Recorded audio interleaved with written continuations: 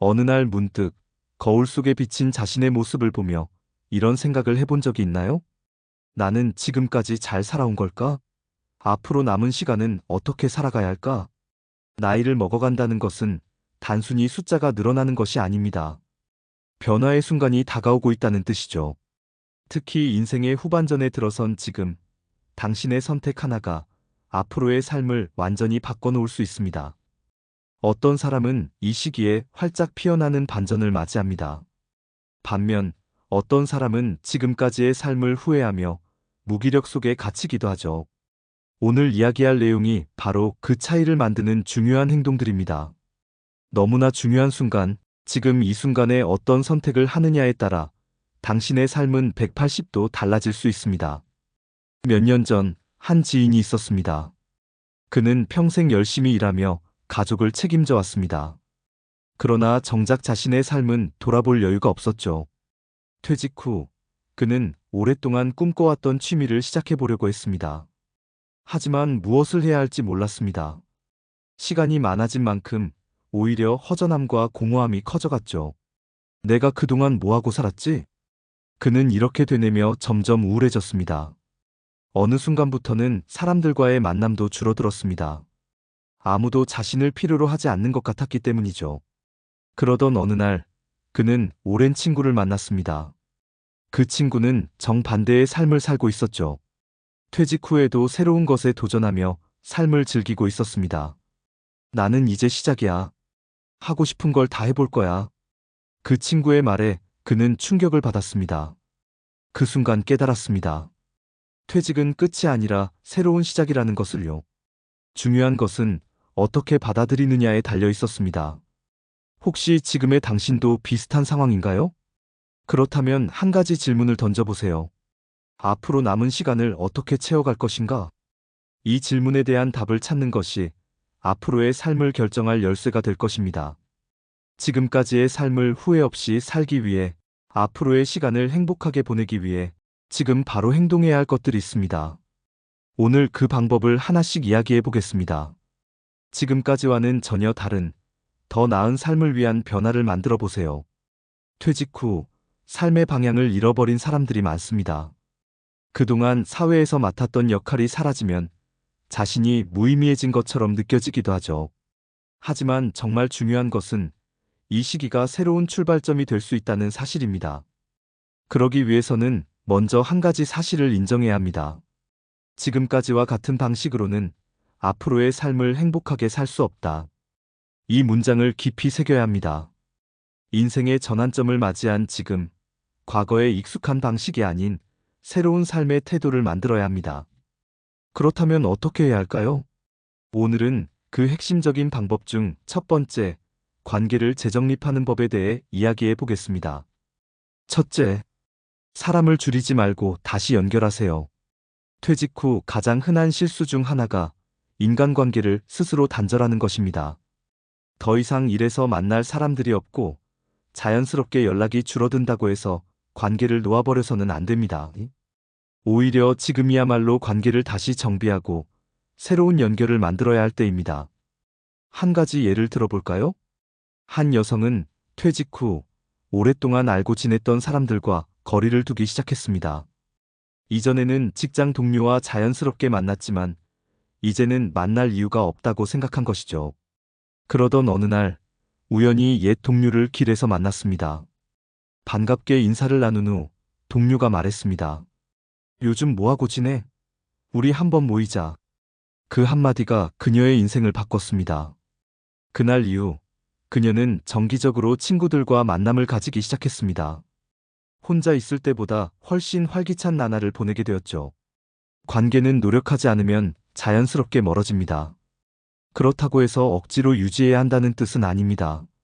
중요한 것은 자신을 풍요롭게 하는 관계를 스스로 만들어가는 것입니다.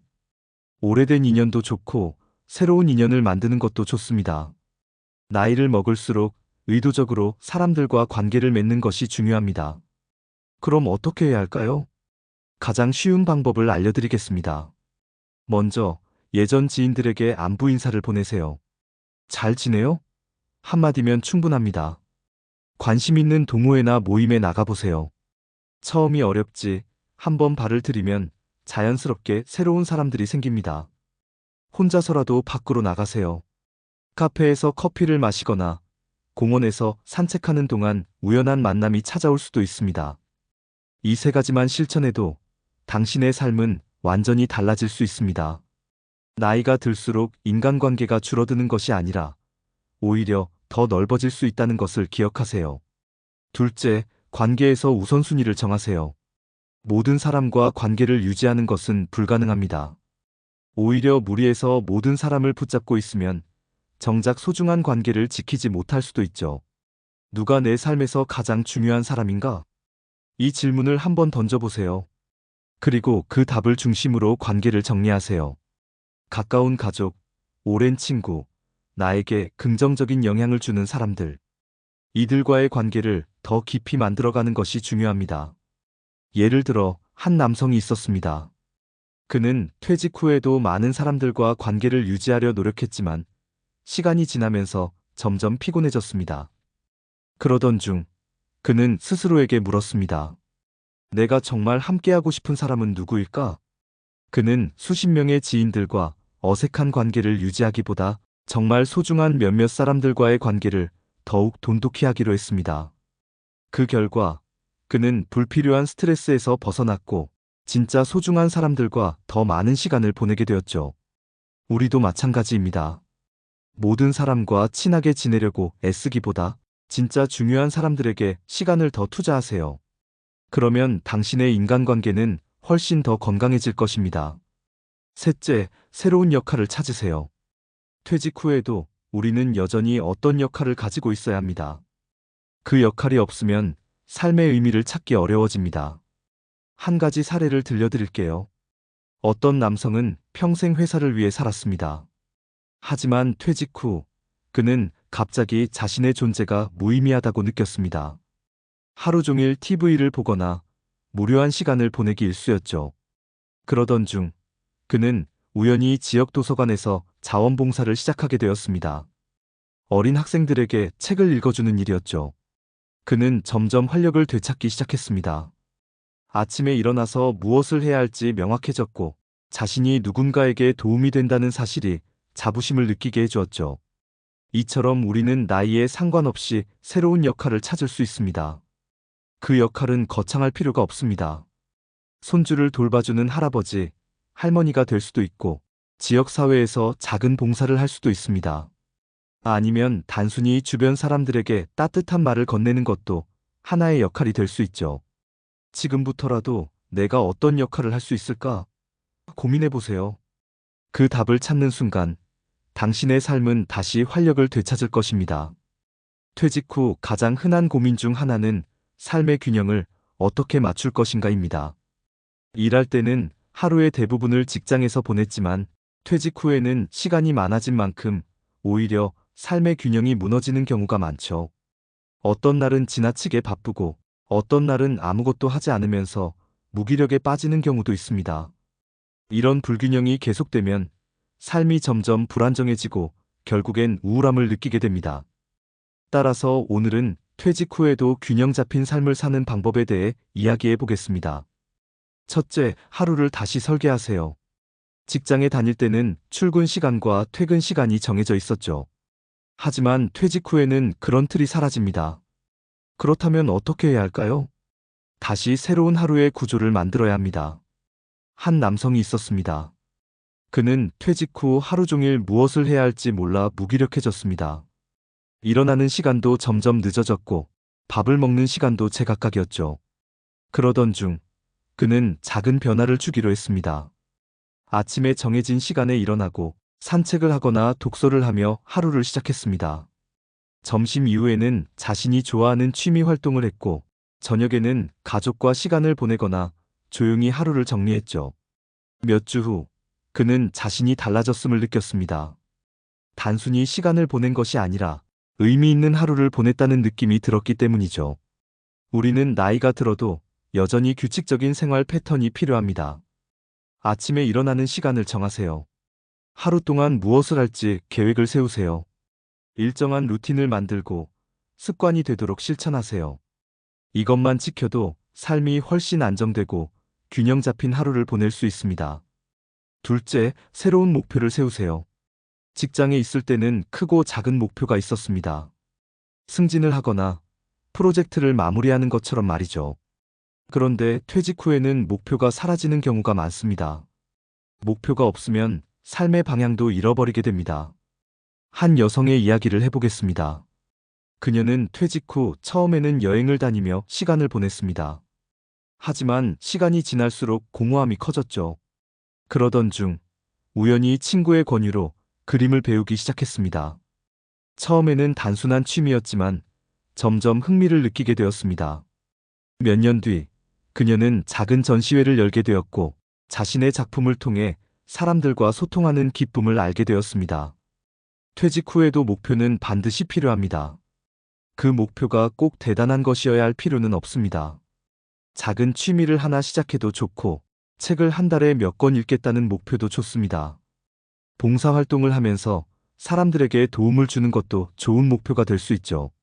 중요한 것은 목표를 정하고 그것을 향해 나아가는 과정 자체가 삶을 풍요롭게 만든다는 것입니다.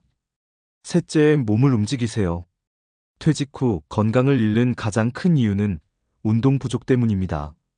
오랫동안 책상에 앉아 일하던 습관이 남아있고 퇴직 후에는 움직일 필요가 없다고 생각하는 경우가 많죠.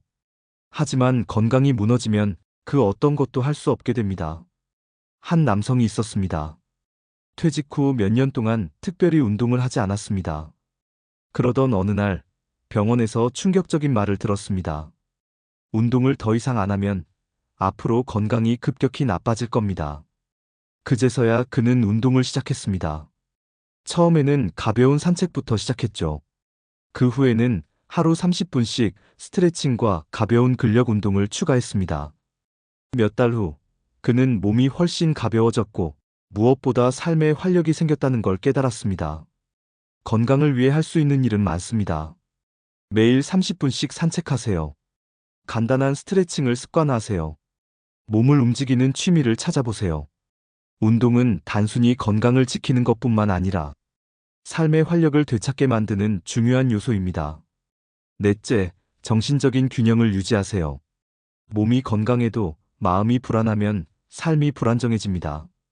특히 퇴직 후에는 자존감이 흔들리는 경우가 많습니다. 나는 이제 쓸모없는 사람이 아닐까? 앞으로 뭘 해야 할지 모르겠다. 이런 생각들이 계속 떠오르면 자신도 모르게 우울함에 빠질 수 있습니다.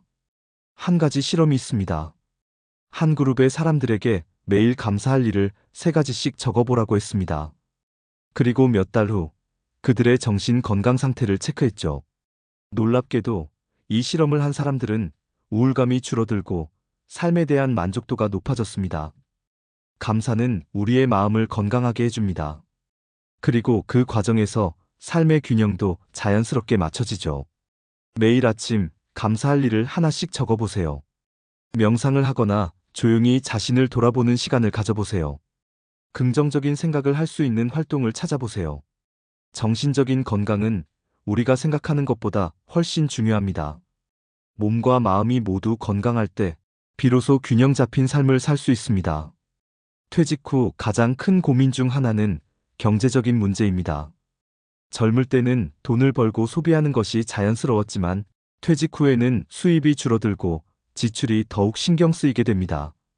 많은 사람들이 퇴직 후 경제적으로 불안함을 느끼며 앞으로 돈이 부족하면 어떻게 하지? 라는 걱정을 합니다. 하지만 돈에 대한 불안감은 적절한 관리와 계획을 세우면 줄일 수 있습니다. 퇴직 후 경제적인 균형을 맞추는 방법에 대해 이야기해 보겠습니다. 첫째, 지출을 점검하고 재정 상태를 파악하세요. 많은 사람들이 돈을 벌 때는 지출을 크게 신경 쓰지 않습니다. 하지만 퇴직 후에는 매달 나가는 돈이 부담으로 다가올 수 있죠. 따라서 가장 먼저 해야 할 일은 자신의 재정 상태를 정확히 파악하는 것입니다. 한 가지 예를 들어보겠습니다. 어느 부부는 퇴직 후에도 이전과 같은 소비 습관을 유지했습니다. 젊었을 때처럼 외식을 자주 하고 여행도 자주 다니며 돈을 썼죠. 하지만 몇 년 후 저축했던 돈이 예상보다 빠르게 줄어들고 있다는 사실을 깨달았습니다. 그제야 부랴부랴 소비를 줄이려 했지만 이미 돈이 많이 빠져나간 뒤였죠. 이처럼 퇴직 후에도 이전과 같은 생활 방식을 유지하려 하면 경제적인 문제가 더 빨리 찾아올 수 있습니다. 그렇다면 어떻게 해야 할까요? 한 달 동안 자신이 어디에 돈을 쓰는지 꼼꼼히 기록하세요. 고정 지출 식비, 관리비, 보험료 등과 변동 지출여가, 쇼핑 등을 구분하세요. 불필요한 소비를 줄이고 꼭 필요한 지출만 남기세요. 이렇게 하면 지금까지는 보이지 않던 돈의 흐름이 보이게 됩니다. 그리고 소비를 조절하는 것이 훨씬 쉬워지죠. 돈을 쓰는 습관을 점검하는 것만으로도 경제적인 불안감이 줄어드는 것을 경험할 수 있을 것입니다. 둘째, 수입을 완전히 끊지 마세요. 퇴직 후에도 일정한 수입이 있으면 경제적인 부담이 훨씬 줄어들겠죠. 하지만 많은 사람들이 퇴직과 동시에 이제 돈을 벌 기회가 없다 고 생각합니다. 그러나 현실은 그렇지 않습니다. 퇴직 후에도 수입을 창출할 수 있는 방법은 많습니다. 그 중에서도 자신의 경험과 지식을 활용하는 것이 가장 좋은 방법이죠. 한 남성의 사례를 들어볼까요? 그는 퇴직 후 집에서 지내며 무료한 시간을 보내고 있었습니다. 그러던 중 친구의 권유로 온라인 강의를 시작했습니다. 자신이 평생 일했던 분야에 대한 지식을 공유하는 강의였죠. 처음에는 몇 명만 듣는 소규모 강의였지만 점점 입소문이 나면서 강의 요청이 늘어났습니다. 덕분에 그는 퇴직 후에도 일정한 수입을 얻을 수 있었죠. 우리는 누구나 자신만의 경험과 지식을 가지고 있습니다. 글을 쓰는 것이 취미라면 블로그나 책을 써볼 수 있습니다. 요리를 잘한다면 소규모 쿠킹 클래스를 운영할 수도 있습니다. 오랫동안 특정 분야에서 일했다면 컨설팅이나 강의를 할 수도 있죠. 작은 규모라도 일정한 수입이 있으면 경제적인 불안감을 줄이는데 큰 도움이 됩니다. 그러니 퇴직 후에도 완전히 쉬겠다는 생각보다는 자신이 할 수 있는 일을 찾아보는 것이 중요합니다. 셋째, 새로운 소비 습관을 만들어야 합니다. 퇴직 후에는 돈을 쓰는 방식도 바뀌어야 합니다. 젊었을 때처럼 소비 중심의 생활을 유지하는 것은 장기적으로 경제적인 부담이 될 수 있습니다. 하지만 그렇다고 해서 무조건 아끼는 것만이 해결책은 아닙니다. 한 가지 사례를 들어볼까요? 한 여성은 퇴직 후 최대한 돈을 아끼려고 했습니다. 외출을 줄이고 모임에도 나가지 않으며 여행이나 취미 활동도 모두 포기했죠. 그런데 시간이 지나면서 그녀는 점점 우울해졌습니다. 돈을 아끼는 것에만 집중하다 보니 삶의 즐거움이 사라진 것이죠. 결국 그녀는 돈을 잘 쓰는 방법을 고민하기 시작했습니다. 그녀는 꼭 필요한 곳에는 돈을 쓰기로 했습니다. 건강을 위한 운동이나 건강식품, 사람들과의 소중한 모임, 자신이 즐길 수 있는 취미 활동, 그 대신 불필요한 쇼핑, 의미 없는 소비, 즉흥적인 지출, 이런 부분은 철저하게 줄였죠. 그 결과 그녀는 경제적인 부담 없이도 삶을 더 즐길 수 있었습니다. 퇴직 후에는 돈을 얼마나 쓰느냐보다 어디에 쓰느냐가 더 중요합니다.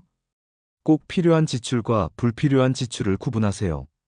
의미 있는 곳에 돈을 쓰는 습관을 길러보세요. 돈을 쓰면서도 만족감을 느낄 수 있는 방식을 찾아보세요. 이렇게 하면 경제적인 불안감을 줄이면서도 삶의 질을 유지할 수 있습니다. 넷째, 장기적인 재정 계획을 세우세요. 퇴직 후의 재정 관리는 단기적인 계획이 아니라 장기적인 계획이 되어야 합니다.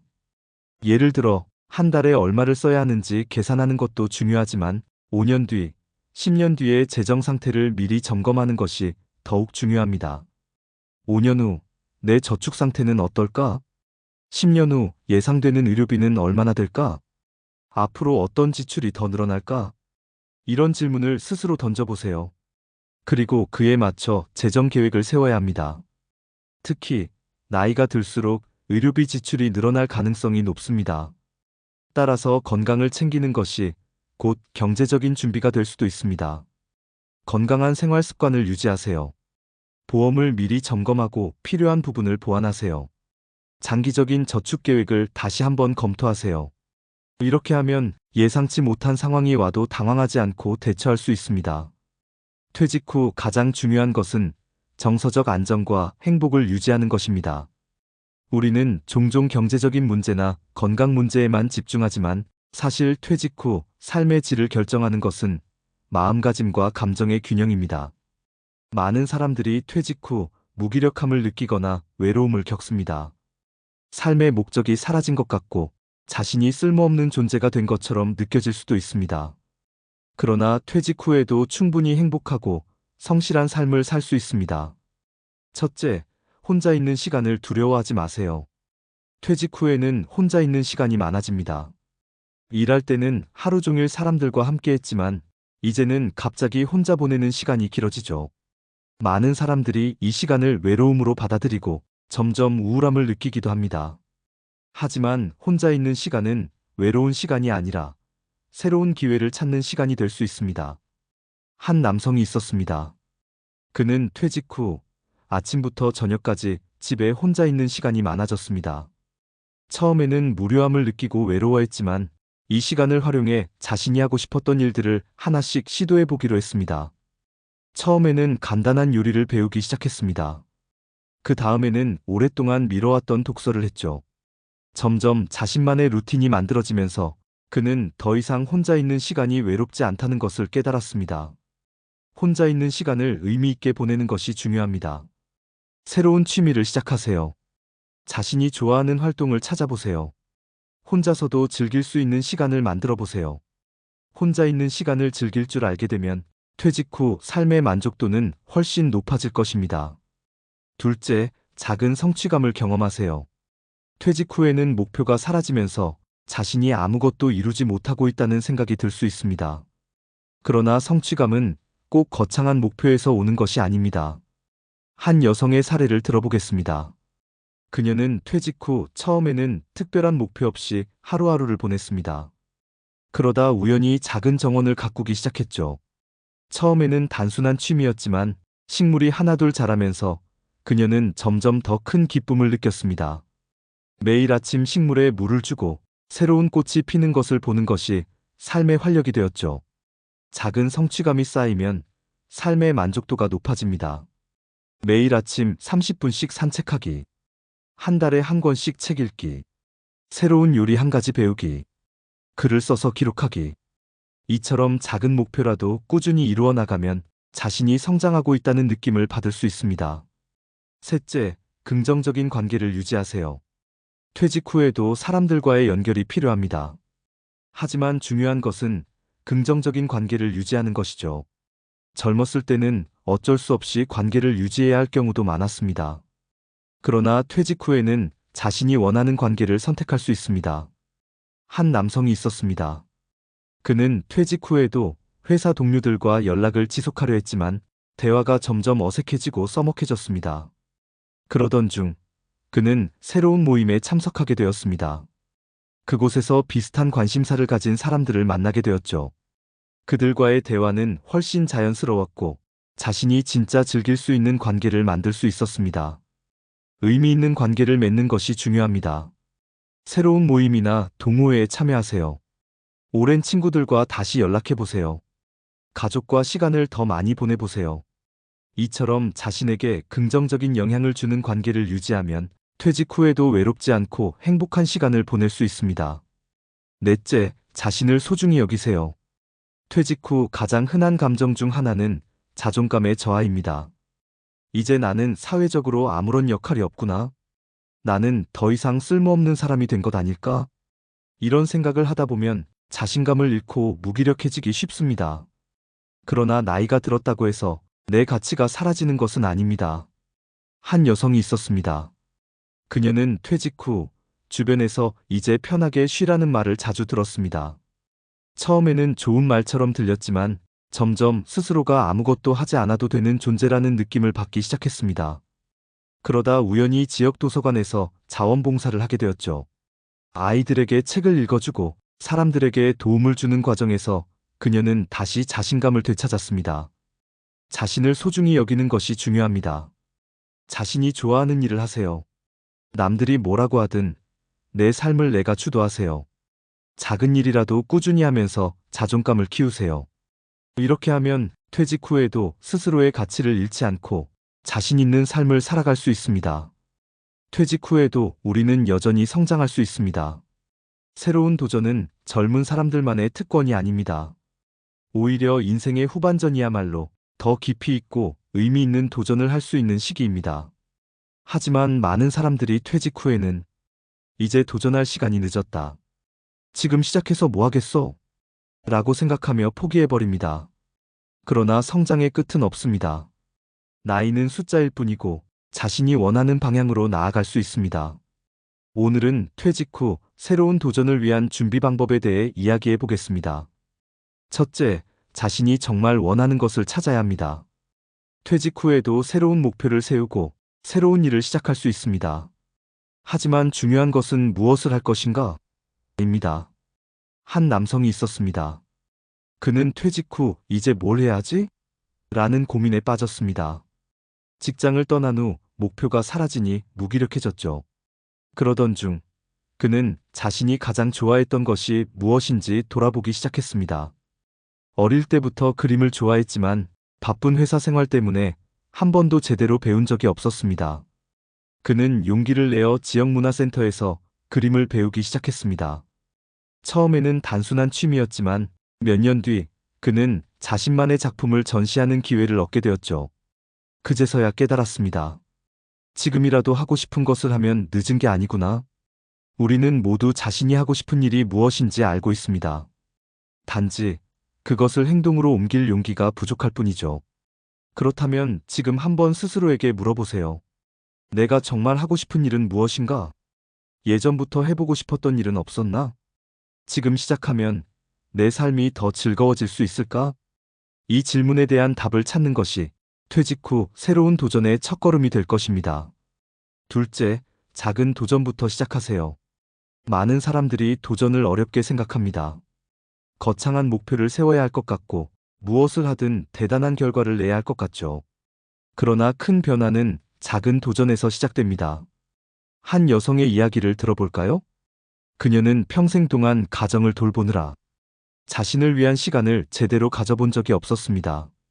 퇴직 후 시간이 많아졌지만 갑자기 뭘 해야 할지 몰랐죠. 그러던 중 우연히 친구가 요가를 추천했습니다. 처음에는 호기심으로 시작한 요가였지만 한 달이 지나고 두 달이 지나면서 그녀의 삶이 달라졌습니다. 몸도 건강해졌고 무엇보다 하루의 일시간을 오롯이 자신만을 위한 시간으로 만들 수 있었죠. 작은 도전이었지만 그녀에게는 삶을 변화시키는 계기가 되었습니다. 도전은 꼭 대단한 것이 아니어도 됩니다. 새로운 취미를 시작해보세요. 하루 10분씩 글을 써보세요. 온라인 강의를 듣고 새로운 것을 배워보세요. 작은 도전이 쌓이면 그것이 새로운 목표가 되고 결국 큰 변화로 이어질 수 있습니다. 셋째, 두려움을 버려야 합니다. 퇴직 후 새로운 도전을 망설이게 하는 가장 큰 이유는 두려움입니다. 내 나이에 할 수 있을까? 실패하면 어떡하지? 주변 사람들이 뭐라고 할까? 이런 생각이 들면 아무것도 시도하지 못한 채 멈춰버리게 됩니다. 하지만 기억하세요. 도전하는 사람만이 새로운 기회를 만날 수 있습니다. 한 남성이 있었습니다. 그는 퇴직 후 사람들이 많이 모이는 곳에 가는 것이 부담스러웠습니다. 새로운 일을 배우는 것도 망설여졌죠. 그러나 그는 작은 결심을 했습니다. 일주일에 한 번 도서관에서 독서 모임에 참석하기로 한 것이죠. 첫날은 어색했습니다. 그러나 몇 주가 지나자 그곳에서 새로운 친구를 만나게 되었고 서로의 경험을 공유하며 점점 자신감을 되찾았습니다. 그는 깨달았습니다. 내가 먼저 한 걸음만 내디디면 새로운 기회가 열린다. 퇴직 후에도 두려움을 버리고 새로운 기회를 받아들일 준비를 해야 합니다. 실패해도 괜찮습니다. 남들의 시선을 신경 쓰지 마세요. 작은 용기를 내어 한 걸음만 내디뎌 보세요. 그 한 걸음이 당신의 삶을 바꿀 수 있습니다. 넷째, 배우는 것을 멈추지 마세요. 퇴직 후에도 배우는 과정은 계속되어야 합니다. 새로운 것을 배우면 삶에 대한 흥미와 열정이 다시 생깁니다. 한 여성은 퇴직 후 온라인 강의를 통해 외국어를 배우기 시작했습니다. 처음에는 단순한 호기심이었지만 점점 외국어 실력이 늘어나면서 새로운 목표가 생겼습니다. 그녀는 해외여행을 다녀오기로 결심했고 낯선 나라에서 직접 배운 언어를 사용하며 삶의 새로운 즐거움을 찾았습니다. 배움은 삶의 질을 높여줍니다. 책을 읽고 새로운 지식을 쌓으세요. 온라인 강의를 듣고 새로운 기술을 배워보세요. 새로운 문화나 언어를 접해보세요. 배우는 것이 멈추지 않으면 삶도 계속해서 성장할 수 있습니다. 퇴직 후 삶에서 가장 중요한 것은 행복을 지속하는 법입니다. 우리는 앞서 관계, 경제, 건강, 도전 등에 대해 이야기해 보았습니다. 하지만 이 모든 것이 결국 행복을 위한 과정입니다. 어떤 사람들은 퇴직 후에도 여전히 행복하게 살아갑니다. 반면 어떤 사람들은 불안과 외로움 속에서 살아가죠. 그 차이는 어디에서 오는 걸까요? 행복은 단순히 운이 좋아서 찾아오는 것이 아닙니다. 행복은 만들어가는 것입니다. 이어서 퇴직 후에도 지속적으로 행복을 유지하는 방법에 대해 이야기해 보겠습니다. 첫째, 감사하는 습관을 가지세요. 행복한 사람들의 공통점 중 하나는 감사하는 습관을 가지고 있다는 것입니다. 삶에서 감사할 수 있는 부분을 찾으면 자연스럽게 행복한 감정을 더 자주 느끼게 되죠. 한 남성이 있었습니다. 그는 퇴직 후 자신이 가진 것이 많지 않다고 생각했습니다. 돈도 넉넉하지 않았고 몸도 예전 같지 않았습니다. 그래서 하루하루 불만과 불안 속에서 살았죠. 그러던 어느 날 우연히 감사일기를 쓰기 시작했습니다. 처음에는 쓸 것이 없다고 생각했지만 막상 적다 보니 감사할 것들이 떠오르기 시작했습니다. 아침에 눈을 뜰 수 있음에 감사. 따뜻한 밥을 먹을 수 있음에 감사. 나를 걱정해주는 가족이 있음에 감사. 몇 주가 지나자 그의 삶은 크게 달라졌습니다. 같은 하루를 살아도 감사의 시선으로 보면 더 많은 행복을 발견할 수 있다는 것을 깨달았죠. 행복해지고 싶다면 감사하는 습관을 만들어 보세요. 매일 아침 감사할 것 3가지를 적어보세요. 하루를 마무리할 때 좋은 순간을 떠올려 보세요. 삶에서 긍정적인 부분을 찾는 연습을 해보세요. 이 작은 습관 하나가 당신의 행복을 지속시키는 가장 강력한 도구가 될 것입니다. 둘째, 의미 있는 삶을 살도록 하세요. 행복은 단순한 즐거움에서 오는 것이 아닙니다. 진정한 행복은 삶의 의미를 찾는 것에서 옵니다.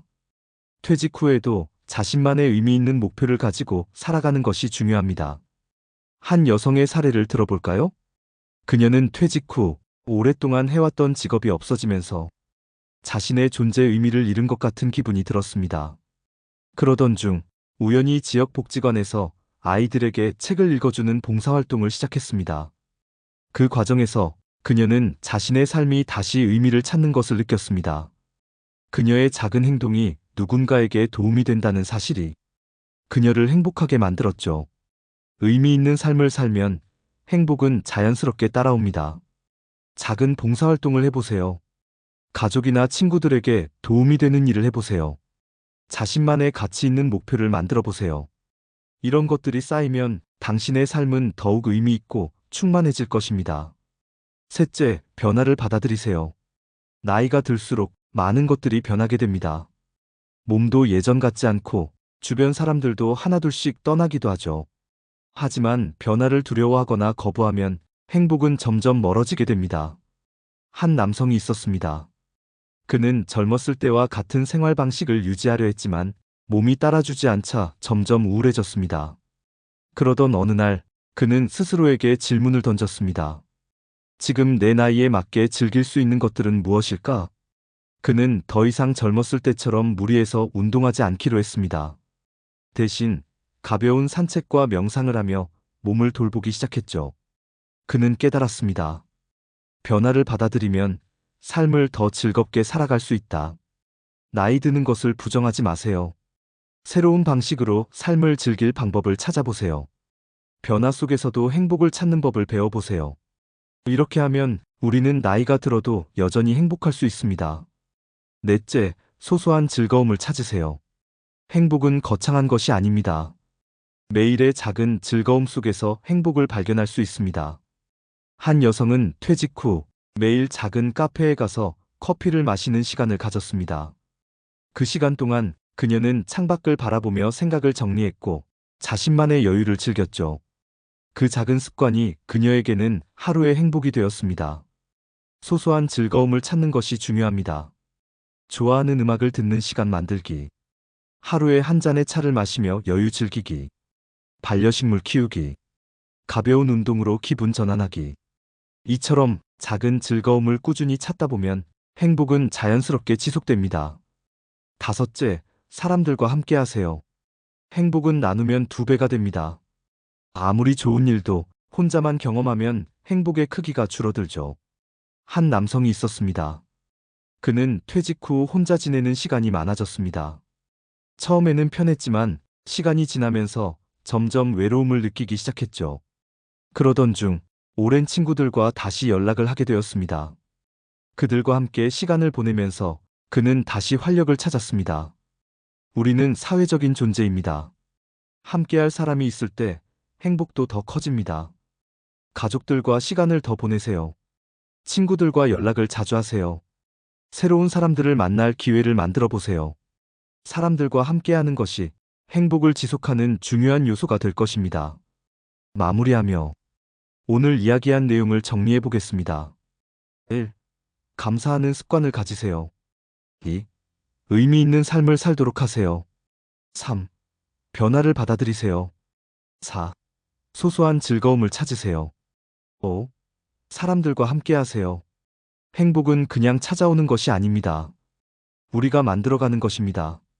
오늘부터라도 작은 변화부터 시작해보세요. 그 변화들이 쌓이면 퇴직 후에도 더 나은 삶을 살아갈 수 있을 것입니다. 이곳은 우리의 생각이 자라고 서로의 이야기가 얽히며 더 깊고 넓은 깨달음으로 이어지는 곳입니다. 또 함께 이야기 나눌 수 있기를 바라며 다시 만나요.